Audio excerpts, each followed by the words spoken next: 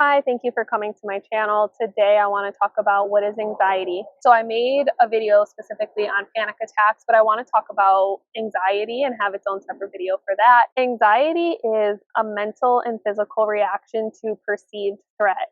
Now I want to say perceived threat because sometimes our mind can play games on us and we're actually very safe, but our mind is basically telling us that we're not. And this could be because of past trauma that has taught us to be hypersensitive, or sometimes you might actually feel anxiety because you are not safe. So it's a perceived threat, but it could be a perceived real threat or non-real threat. And I want to put that out there because sometimes people might say, like, well, if there's nothing wrong or I'm in a safe place, why do I still feel anxiety? I'm actually not threatened. It's just as long as whether the threat is really there or not, it's just about if your mind is perceiving it and what your mind is telling you. And like I said, sometimes our mind tells us things that aren't always true, depending on our past experiences, trauma, and things like that. I also want to say that anxiety is not necessarily a bad thing if we can keep it managed and in small doses. So anxiety could be healthy because, like I said, sometimes there is a safety concern or a safety issue, and we want to be in touch with that, and we want our bodies to tell us, like, hey, I feel uncomfortable because there's something going on, and it's our way of alerting us that we need to be hypersensitive, we need to be aware. If we feel worried, we need to get out of this situation. So it is helpful, but it's not helpful when it becomes consistent, when it interferes with us getting things done that we need to get done, when it is making us constantly in a state of anxiety or worry or nervousness. So if you can manage it, then okay. And if it only shows up in times when it's needed, then that's positive.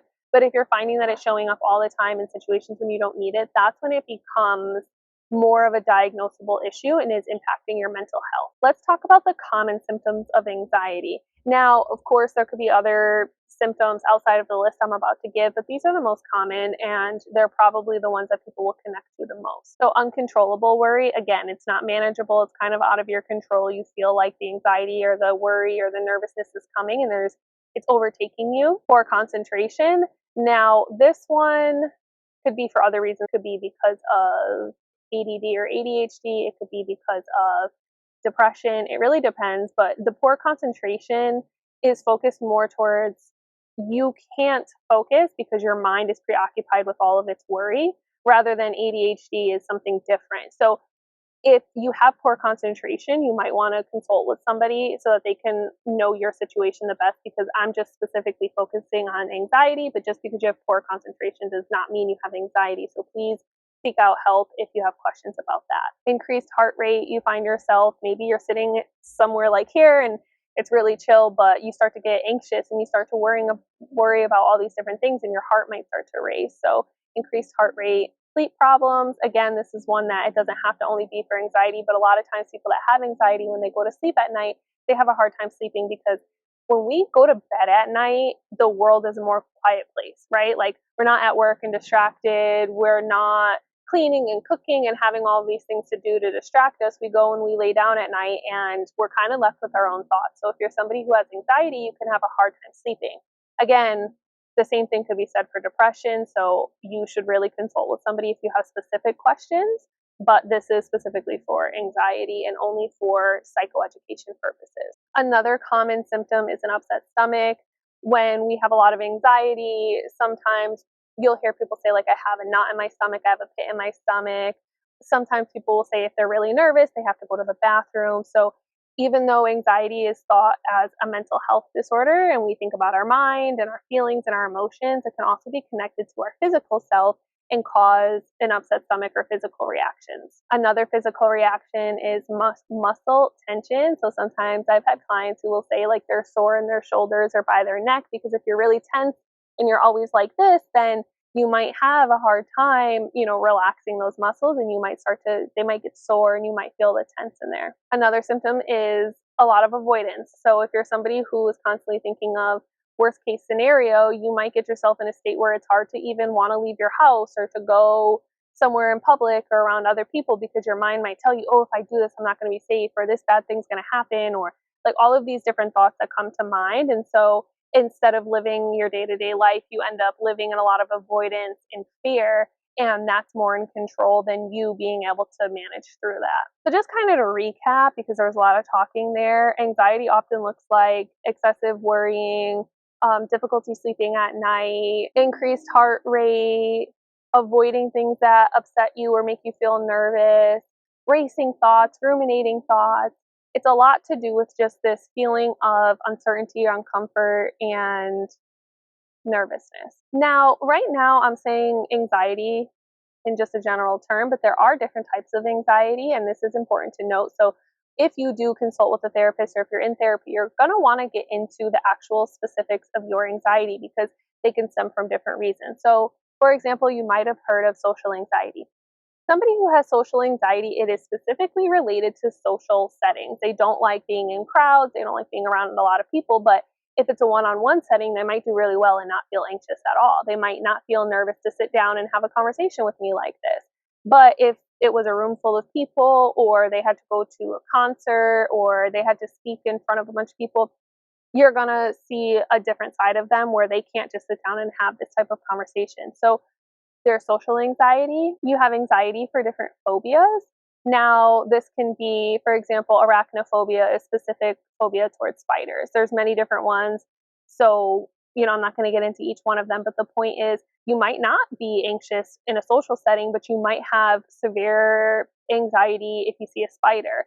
And so you, again, want to be able to talk about the specifics of what triggers your anxiety because it'll cause a different diagnosis between social anxiety, a phobia, or the other option is generalized anxiety, where it doesn't have to be anything specific at all. It could just feel like you're consistently anxious, and it's not just one trigger, it's a bunch of different things. You could be at work, you could be out with friends having fun, it could be a one-on-one setting, it could be a group setting. So you want to be able to talk about what it is that's triggering it because it's going to cause a different type of intervention that will be able to hone in on what it is that you're actually anxious about. And again, there's also panic attacks, but because I already did a video on that, I'm not going to get too much into that. But there's also panic attacks, which is like a heightened version of anxiety. So let's kind of talk about how does our anxiety grow and heighten. Now, this isn't going to be for every single situation, but generally speaking, we might see somebody who starts out with anxiety, but it's not severe. Like, let's just say they start to notice that they get nervous a lot, increased heart rate, things like that. But it's manageable. And what they end up doing is, oftentimes, what they end up doing is saying, okay, this situation makes me anxious, so I'm going to avoid it.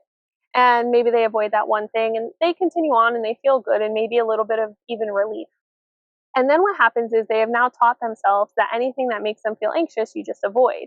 And so they have no exposure to those things. They're not challenging. They're not challenging those things. They're just like pushing them away. And they push more and more things away until it gets to the point where it's just building and building and we're not addressing anything, we're not resolving anything, and that can heighten anxiety. And so the reason that therapy is important is because when you're in therapy, like I said, you can hone in on the specific thing and address it.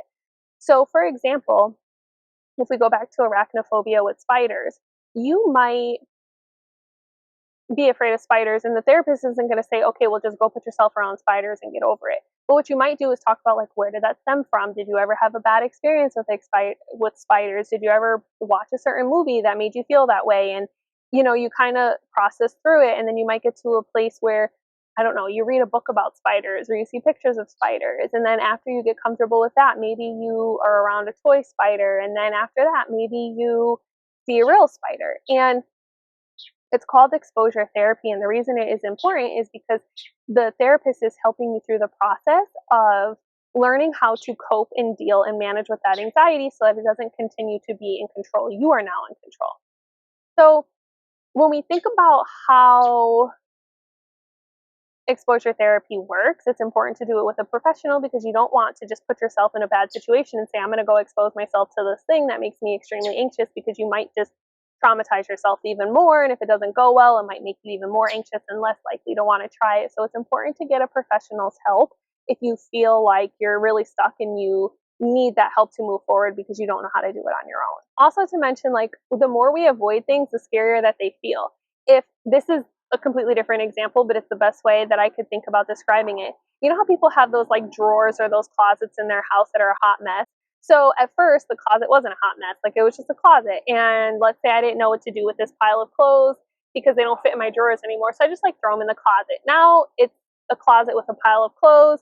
And eventually I find more clothes because I continue to shop and I throw them in the closet. And then I don't know, now there's just a pile there. And so I'm like, well, I'm going to throw my shoes in there. And then, it piles up and piles up. Well, when I first looked at that pile of clothes, I probably would have been like, I don't know where to put these and I don't want to deal with them, but I could deal with them if I wanted to. The more the pile grows, the more I don't want to open the door to the closet, to the point where that closet's just so packed, you feel overwhelmed and you just never open the door anymore and just hope when people come over nobody looks in that closet. That's what happens when it comes to our anxiety, when we push it away and we just act like it's not there, whatever is triggering us, pretend it's not there. And eventually, every time that trigger comes back up, it's more scary because it's built and it's built. And our mind is like, oh, wait, no, we can't address that because the past 3 times this has come up, I've ignored it. So why am I going to start addressing it now? And so we just continue to push things away, but it doesn't help us in the long run. So again, it is very important to have the assistance of a professional to help you with this, but also be aware that sometimes avoidance isn't the best answer to things. So I was going to say, or the next part that I had written down for myself is like, so what do we do when we know we have anxiety? I feel like I kind of already answered that. You should seek professional help. And, it's good that you're watching videos like this and getting psychoeducation, but psychoeducation only brings you so far.